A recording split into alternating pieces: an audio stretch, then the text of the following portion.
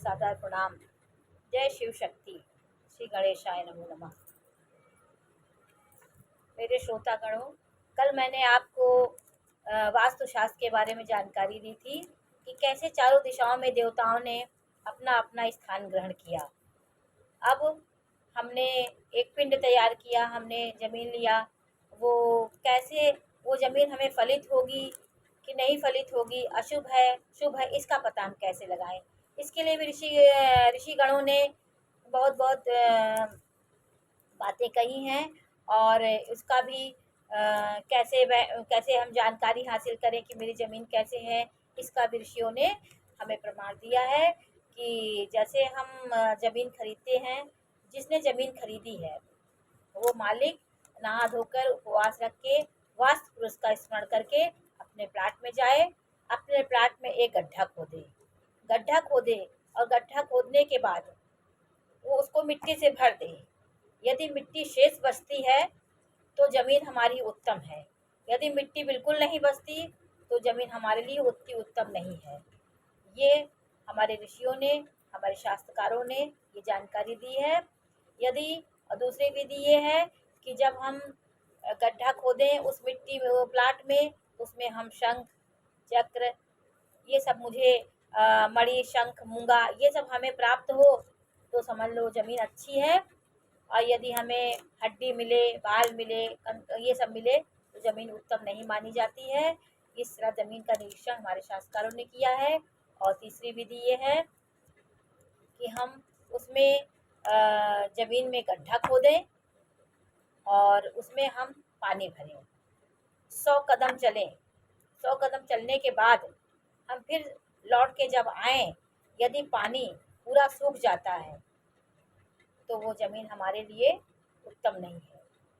थोड़ा बहुत सूखे तो ठीक है।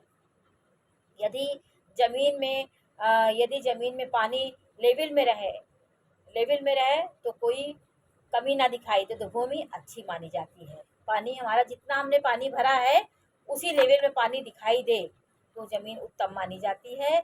यदि पानी पूरा सोख ले तो वो ज़मीन उतनी उपजाऊ, उतनी उर्वर और उतनी सुखदायक नहीं होती है। ये भी एक विधि हमारे शास्त्रकारों ने बताई है।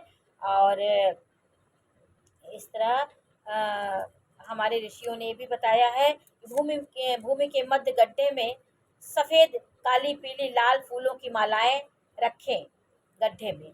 उसके बाद माला ना मुरझाए तो समझ लो वो ज़मीन भी अच्छी मानी जाती है। और कई कई विधि हमारे शास्त्रकारों ने दी है जो हमारे लिए उत्तम मानी गई है। इसलिए जब भी हम ज़मीन खरीदें तो हम ज़मीन की मिट्टी का भी विश्लेषण करें कि हमारी मिट्टी कैसी है। और ये मिट्टी कई प्रकार की होती है, ब्राह्मण वर्ग की है, क्षत्रिय वर्ग की है, वैश्य वर्ग की, शूद्र वर्ग की। तो मिट्टी का भी निरीक्षण हम विद्वत पंडितों से कराएं, तब हम अपने ज़मीन का निर्माण कराएं। ये वास्तुशास्त्र में ज़मीन के कुछ उपाय थे कि मेरी ज़मीन शुभ है अशुभ, ये सब मेरे शास्त्रकारों की बताई हुई है। अब मैं दिशाओं का भी आपको बता देती हूँ कि दिशाएं जो है, हम प्लाट खरीदें तो हमारी दिशाओं का प्रवेश द्वार किस किस तरफ होना चाहिए।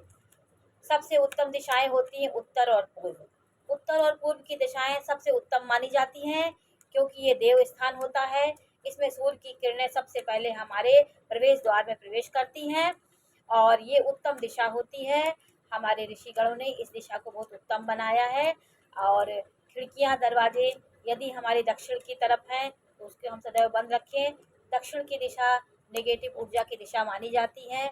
उस दिशा में प्रवेश द्वार होने से घर में सुख शांति नहीं रहती, कलह मचता है, क्योंकि वो मुझे सकारात्मक ऊर्जा नहीं देती है। ठीक प्रवेश द्वार में हम दक्षिण दिशा का ही दर्शन करते हैं, इसलिए उस दिशा में भगवान बजरंग बली का पंचमुखी चित्र जरूर लगाना चाहिए। और दीपक शाम के समय हम अपने देहली पे दाहिने तरफ दीपक प्रज्वलित करें सरसों के तेल का। ये सब उपाय करते रहने से बहुत चीज़ों की शांति मिलती है। मेरा जो नकारात्मक ऊर्जा है वो थोड़ा दूर होता है। और पश्चिम दिशा का मकान भी उतना उत्तम नहीं है, लेकिन दक्षिण दिशा से अच्छा ही होता है। हमारे पूर्व दिशा और उत्तर दिशा ये मेरी कुबेर की दिशा होती है। उत्तर दिशा कुबेर की दिशा होती है। वो दिशा हमें हर समय शुभ होती है, इसलिए हमें अपना प्रवेश द्वार उत्तर और पूर्व की तरफ ही रखना चाहिए। यदि हमारी कोई विकल्प हो कि ये दरवाज़ा उधर ही खुलना है, तो जैसे मैंने आपको बताया, यदि आपका दक्षिण दिशा भी है तो उसमें कुछ आप उपाय करिए। तो उसमें आप भगवान जी का चित्र लगाइए, दीपक प्रज्वलित करिए, उसमें सदैव अच्छी अच्छी धार्मिक बातें होती रहें, धार्मिक धार्मिक चर्चा होती रहें, पूजा पाठ होता रहे, तो दिशा मेरे लिए भी शुभ होती है। ये मैंने आपको ये जानकारी दी। और मैं राशियों के अनुसार भी ये बताऊंगी कि किस किस राशियों के स्वामी को कौन कौन दिशाओं का मकान शुभ होता है, तो ये जानकारी भी आप ले लें। तो जैसे हमारा मेष राशि, सिंह राशि और धनु राशि है, तो ऐसे इन लोगों के लिए पूर्व दिशा शुभ होती है। और वृश्चिक राशि और कर्क राशि और मीन राशि, ये राशियां जो हैं इनके लिए उत्तर दिशा शुभ होती है। और कन्या राशि, मकर राशि और मिथुन राशि, इन लोगों के लिए पश्चिम दिशा शुभ होती है। पश्चिम दिशा का मकान शुभ होता है। और जैसे वो वृष राशि है, और वो वृष राशि के लोगों के लिए, वृषभ राशि के लोगों के लिए, और कुंभ राशि के लोगों के लिए, मकर राशि के लोगों के लिए दक्षिण दिशा का मकान शुभ होता है। तो राशियों के अनुसार भी दिशाएं, कौन सी दिशा आपके लिए शुभ है, ये भी ज्योतिष में जानकारी मिलती है कि मैं किस दिशा में मेरा शुभ रहेगा। ये सब जानकारी हमारे ज्योतिष गणों ने हमको दी है। ये थोड़ी बहुत जानकारी मैं आपको दूंगी, और ये सब बातें मैं आपको शेयर करती रहूँगी। जय श्री